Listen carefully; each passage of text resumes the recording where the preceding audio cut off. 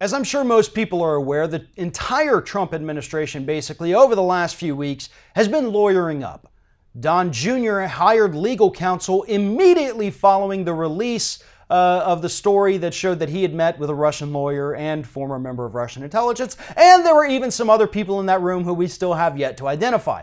But he hired a lawyer immediately following that story breaking. Now, an interesting thing happened this past weekend. We got the latest quarter's FEC filings, which means we get to see what the Trump campaign is spending their money on. Donald Trump has already started his re-election campaign. They're already raising money for re-election. So what are they exactly spending money on? Well, according to reports, they spent $50,000 on lawyers for Donald Trump Jr. 2 weeks before that story about meeting with the Russians even broke.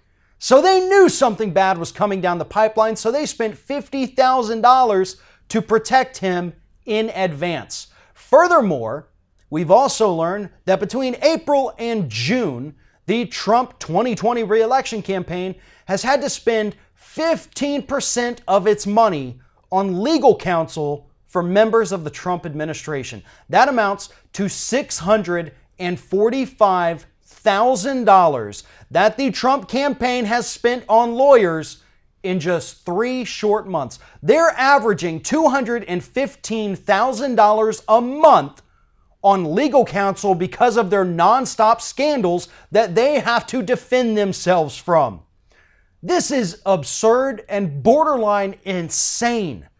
And what's even crazier is to think that people are already donating to the Trump 2020 re-election campaign, not even realizing that this campaign money they're giving is actually just going to keep Donald Trump and his sons and his friends and his son-in-law and his buddies out of jail.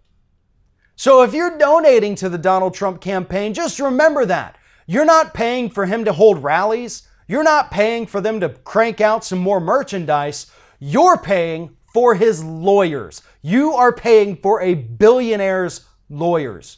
And you know what? Maybe that's exactly what Trump was talking about when he said he was going to bring back American jobs.